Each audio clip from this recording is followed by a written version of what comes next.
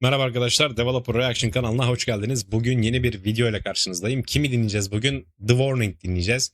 Biliyorsunuz geçen hafta bir çok şarkısına tepki videosu çekmiştim ve onun altında sıkça tavsiye ettiğiniz bir şarkı vardı. Dust to Dust.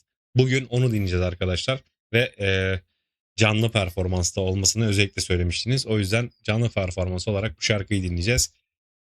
Çaylar kahveler hazırsa gelin bakalım Dust to Dust şarkısı bize neler hissettirecek hep birlikte görelim.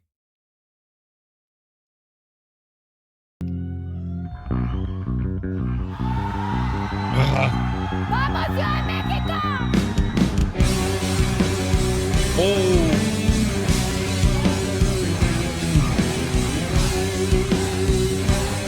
Oh.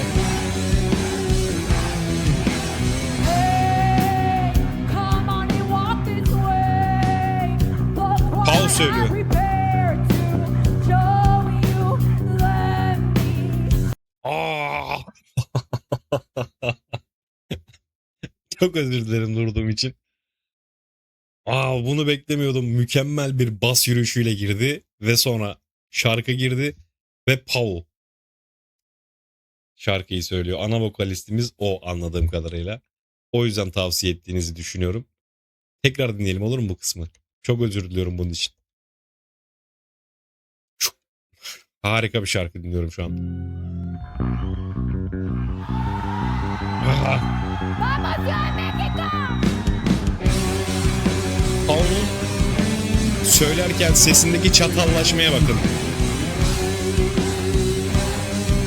Ve hem davul çalıp hem söylemek, Hey, come on and walk this way. çatallaşmaya bakın Look sesteki. what I have prepared to show you. Let me show you how things can quickly go. In the end, everything just turns back into dust, a rose for us. We should start again. Wow, bravo sana.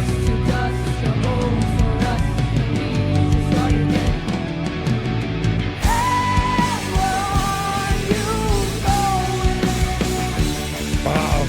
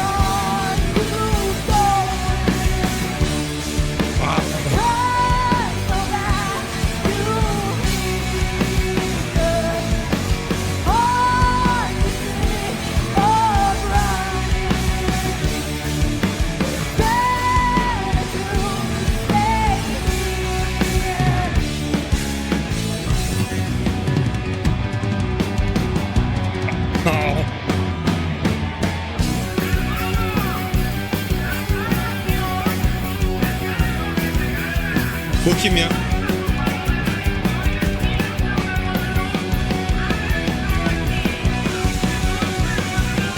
Çok özür dilerim. Bu kim?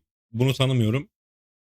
Şarkının bütün şarkıları da var mı? Bu gösteriye özel mi? Lunario. Buradaki gösteriye özel mi bu kişinin çıkması yoksa bütün şarkılarda var mı? Çok az geri alacağım kusura bakmayın.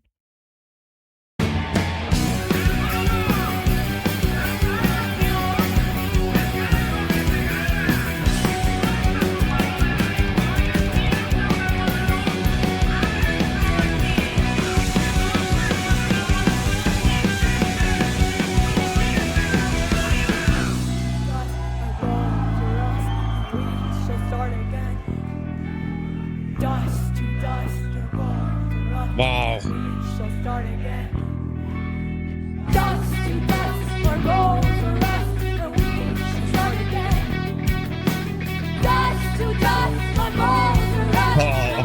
Wow.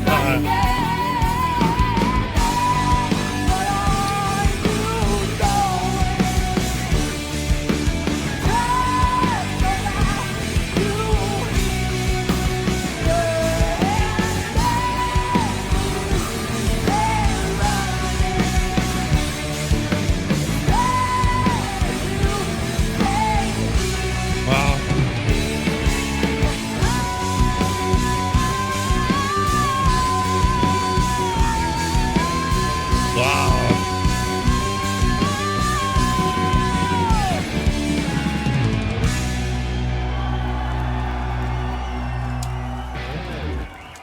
Çok özür dilerim. Ben bunu başa alacağım. 3 dakika 48 saniye. İzlemek istemeyen geçer arkadaşlar. Ben sonda yapacağım çünkü yorumumu. Muazzam bir şarkı dinliyorum şu an. Ve inanın Pau'nun o performansına birçok şey gördüm. Yani işte bas gitaristin söylediğini gördüm. Vokaller genelde ayrı oluyor zaten. Gitaristin söylediğini görüyoruz. Miku'da mesela örneği var. Bateristin vokallik yaptığı ve bütün şarkı boyunca bak araya giren bir ana koro vokalden bahsetmiyorum. Ana vokalden bahsediyorum. İlk defa görüyorum. Wow. Özür diliyorum, geri aldım, başa aldım dediğim gibi. İzlemek istemeyen 3 dakika 48 saniye geçsin lütfen. Tekrar dinleyip bütün detaylara sahip olmak istiyorum. Sadece o sorduğum soruyu bilmiyorum. Yani o kişinin kim olduğunu bilmiyorum. Bütün bu şarkının olduğu her bölümde o var mı yoksa buraya özel mi? Bu canlı gösteriye özel mi? Emin değilim. Çünkü dediğim gibi ilk defa dinliyorum. Ama sanırım İspanyolca orada söyledi. Hadi başlayalım tekrar. Muazzam bir giriş ya. Mükemmel bir giriş.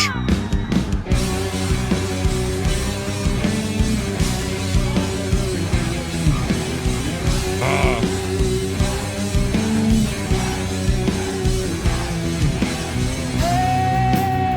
Come on and walk this way. Look what I have prepared to show you. Let me show you Wow. how things can quickly unfold. In the end, everything just turns back into dust of gold for us. We should start again. Dust to dust of gold for us. We should start again. And where are you going? Just go back Wow. to now. Take it in and behold. I don't see right or wrong. I see the truth found in Wow. dead souls. Bu arada çok özür dilerim. Danny'nin sesiyle mükemmel benziyor sesi. Paul'un, dikkat ettiniz mi? Ben öyle olduğunu düşünüyorum. Hand in hand with remorse. Is it something that is worth losing, worth pursuing? Wow. Dust of gold for us. We should start again. Dust to dust of gold for us. We should start again. Vallahi bravo kızlar size. Hey, where are you going? Just go back to here. Hard to see or running. Better to stay here.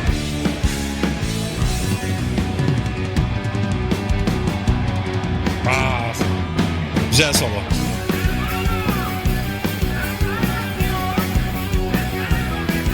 Hermano. Oo tamam.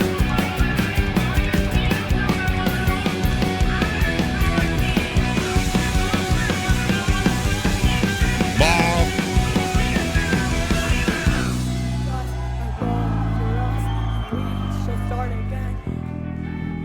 Dust to dust, you're born for us, and we shall start again.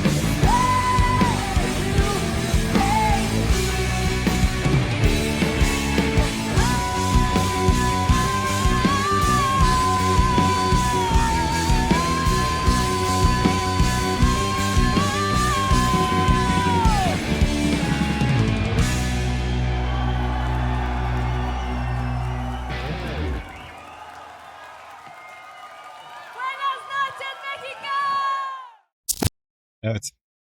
Son zamanlarda tanıdığım gruplar beni şaşırtmaya devam ediyor. Geçtiğimiz Aralık ayından beri bugüne kadar tanımış olduğum gruplar beni gerçekten şaşırtıyor. The Warning de onlardan bir tanesi oldu arkadaşlar. Şarkı tonal merkez olarak B minör etrafında şekillenmişti. Minör tonalite parçanın karanlık ve melankolik karakterini destekler nitelikteydi. Ölüm, dönüşüm ve yeniden doğuş temalarıyla birleştiğinde bu tonal yapı şarkının atmosferini güçlendiren en önemli unsurlardan biri haline gelmişti.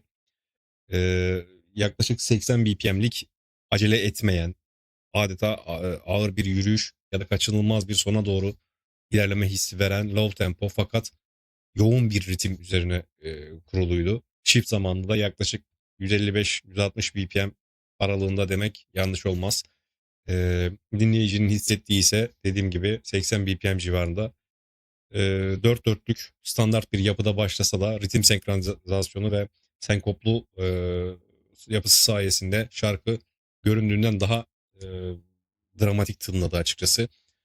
Ve akor düzeni Alen'in dediğim gibi bas yürüyüşleriyle alt frekansları fazlasıyla doyuran bir yapıya sahipti. Dikkat ettiyseniz şarkının şüphesiz en büyüleyici teknik unsuru Pau'nun hem ana vokali dediğim gibi şarkıda da başta da söyledim. Hem, ana vokali üstlenmesi hem de davul çalmasıydı. Harika bir pratik gerektirir, çalışma gerektirir ve bunu çok güzel bir başardı. Şarkı düşük tempoda olsa da Pau'nun dediğim gibi davulda sürekli ritim, nefes kontrolünü kaybetmeden pes ve yoğun göğüs seslerini stabil tutması muazzam bir diyafram desteği gerektirir arkadaşlar. Ve çok güzel yaptığını düşünüyorum. Ağır ve güçlü kick vuruşları ile bagetlerin crash ride üzerindeki kontrollü salınımı şarkının o tekinsiz atmosferini ayakta tutan ana iskeleti diyebilirim.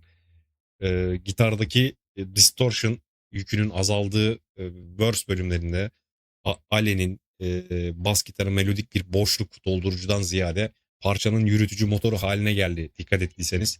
Kalın frekanstaki groove gitardan bağımsız olarak şarkının altını dolduran ve o şarkıya gotik stoner rock e, his havasını verdi diyebilirim açıkçası.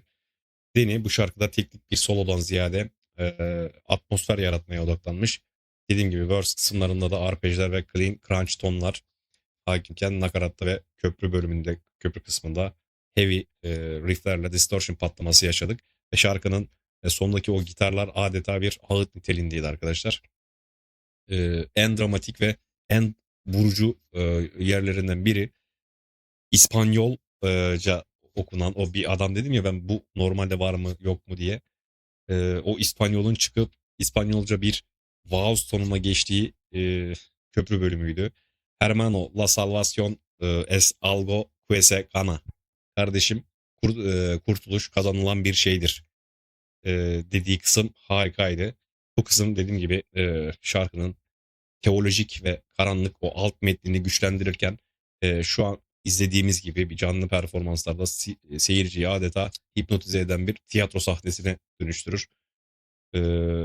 Dust to dust, our bones will rust and shall start again nakaratı ölümün kaçınılmazlığı ile yeniden doğuş ve başlangıcın arasındaki tezatlığı Pau ve Danny'nin güçlü vokal harmonileriyle yüzümüze çarptı diyebilirim. Ve mükemmel dediğim gibi Don't Trust All Your Hair bölümü şarkının sonlarına doğru ve ritmin, vokallerin agresifleştiği, dinleyici adeta bir uyarı, grubun ismi gibi, The Warning gibi bir uyarı niteliği taşıyan ve albümün belki de geri kalanındaki akıl sağlığının kaybına işaret eden kırılma noktasıydı diyebilirim. Şarkı teknik olarak bir gövde gösterisinden ziyade minimal elementlerle maksimum atmosfer ve karanlık hikaye anlatıcılığını yakalamanın dersi niteliğindeydi. Kızlar mükemmel bir iş yapmışlar arkadaşlar.